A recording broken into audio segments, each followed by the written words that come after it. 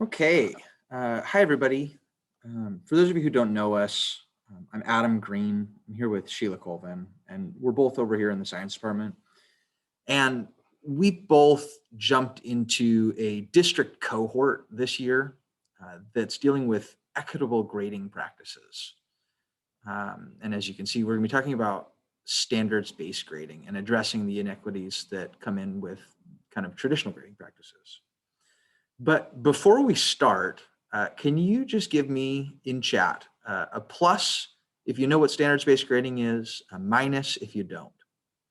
So plus is like, yeah, I've tried it out. I know standards-based grading, or maybe you got a friend and the school has been working with it.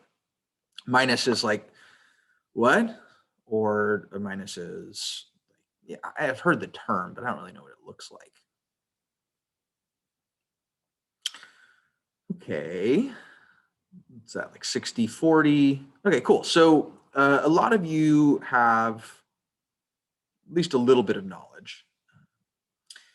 And again, Sheila and I are going to be addressing kind of standards-based grading specifically in the beginning as a way to mitigate some of the issues that come with traditional grading that we'll talk about way at the end. And traditional grading is things like, traditional A through F. Your tests are 60%, your homework is 30%, 10% coming from classwork. And there are issues there. And we wanted to kind of share the standards-based grading because we've found a lot of success with it and it makes a lot of sense to us. I think the presentation might go a little fast.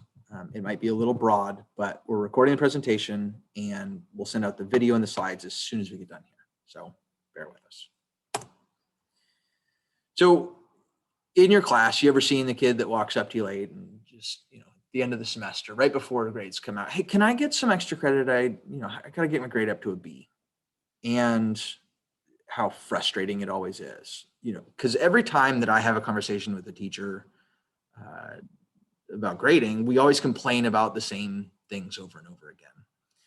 And I've never really been able to or willing to change the way that I do things and hope for a different result. But since going to the standards-based grading, instead of a kid asking me, how do I get my grade up to a B, I'm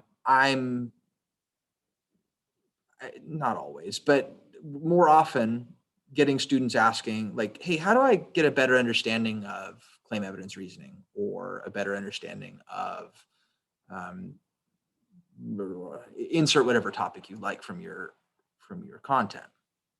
And boy, howdy, does it make a difference when you start hearing those conversations about the content instead of those conversations about the grade. So the changes that we made is called standards-based grading.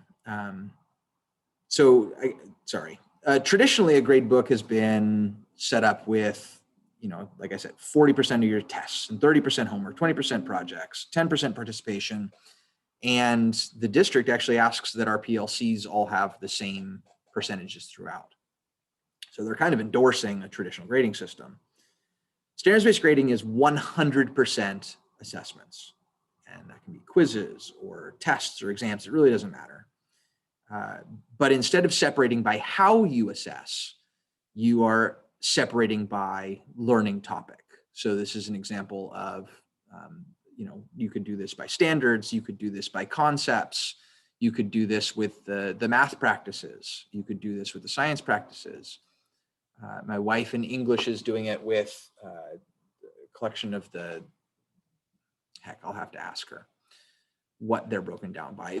In the picture, you can see that I'm doing it based on kind of content, not standards specifically, but content. But you can do it with whatever subject matter you'd like. The point is that you're assessing not how you're breaking it down based on how you assess and you're breaking it based on what you assess, not how you assess. So this is a picture of my gradebook from last semester. And kind of as students take the assessments, you can see that, well, heck, they get marks in the grade book, but it's specifically put into a learning category. And when you look at this really quickly, can you see a student that I need to work with more heavily?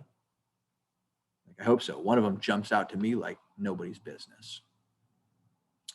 And let's say I work with that kid. Cool. Now I'm doing a re-engagement lesson, right? We've taken a test. I've looked at student work, and I need to start making some groups. I need to make some groups so that we can start having conversations. And I need, a high and a low in these groups at least. In a traditional grading system, that group is going to be consistent regardless of what topic. Whereas if we were to, looking at this grade book, if we were going to make a group while re-engaging in centripetal acceleration, that's the first column on the left, that's going to be a different group than when we're dealing with G, because we have the specific information from the grade book. And that's kind of important, right? The grade book should be conveying information. So I know that I haven't gone too far into it, but that's standards-based grading in a nutshell, and it's trying to remedy the issues with traditional grading.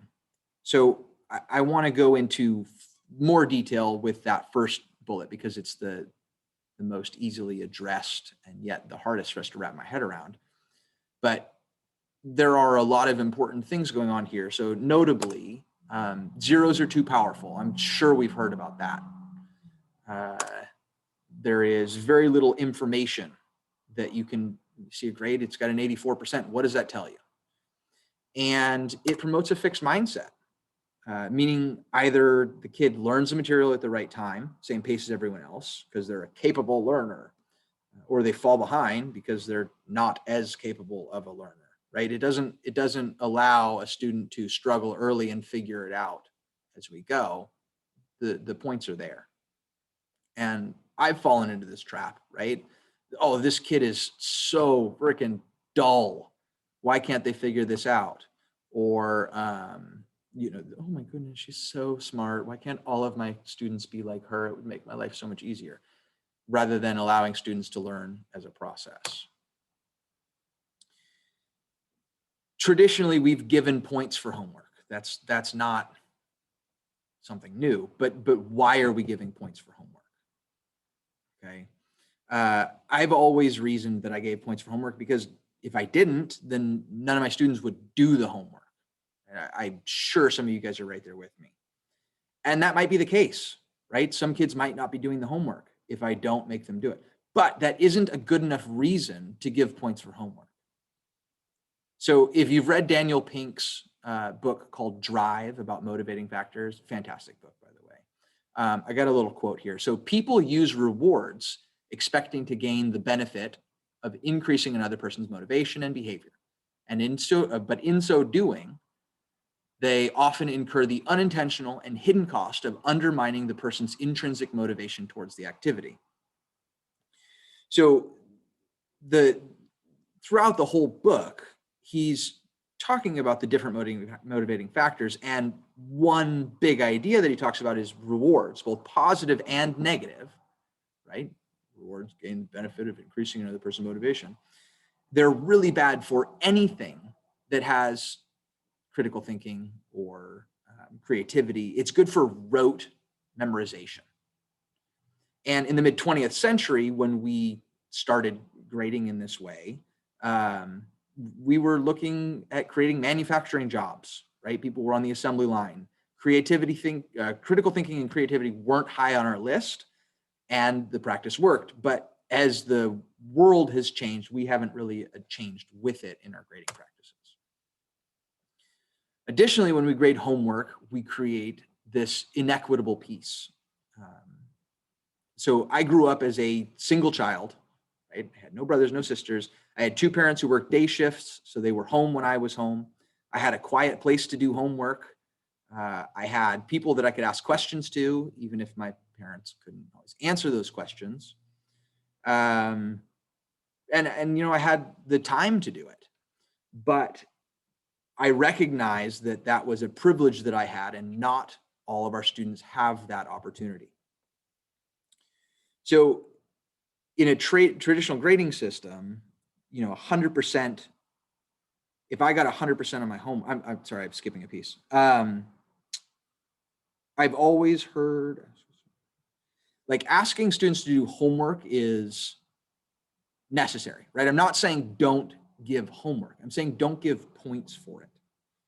So in a traditional grading system, if I did all of my homework and I was getting 60% on my tests, the teachers usually see that and like, well, this kind of looks like a tutor did it, or like, dude, this is just copied. It'll show up on the test. And it does, right? I got a 60% on my tests. But if another student's doing 50% of their homework and getting 70% on the tests, well, I probably have a higher grade, even though we're similar, even though they have a vastly greater, there's a big difference in understanding. And a lot of that comes down to how much we weigh homework, well, any at all. So that's all looking at the problem and not the solution. And again, I'm not saying that standards-based grading is going to fix everything for us, but it's a step in the right direction. And as we mentioned earlier, Sheila and I have both kind of joined a cohort at the district looking to address the inequities that come from traditional grading practices. We've written here an incomplete list, right? This isn't everything that you can do, but it moves us in the right direction. And we're asking that you take this presentation, I'll show them the video, just bring the slides with you and have a discussion with your learning team about any or all of this. Okay, I know some of these are obvious, right? Avoid extra credit. You know what that means, whether it's why we're avoiding extra credit, sure. But I want to give you a chance, if you'll just look through these right now and just tell me if any of them need to be explained further, right? Use a logic rule to calculate final grades. That might be a little bit more. So what of these do you have questions about? Jarble, explanation. Okay, awesome. So again, we really want to see if you guys can take something from this presentation and go have a conversation with your PLC about this and see if you can give something a run next year, or this year if you're feeling, like, hey, let's try it this year, and that way next year it'll be at least familiar to me. And we really appreciate you giving us a chance to share. We're going to stick around for a minute after the presentation. If you guys have any questions about anything, I know this was fast and I know that this was kind of broad. And lastly, if anyone's interested in joining like a cohort like we're in, I know that the district just started a third cohort at the beginning of the month. And if you'd like to be involved in a fourth cohort, just let me know and I can pass your name or your PLC's name or a teacher in your PLC. I can pass that on to the big heads and see if we can make that movement. But thanks again for kind of listening, and let us know if there's anything that we can do to help you out.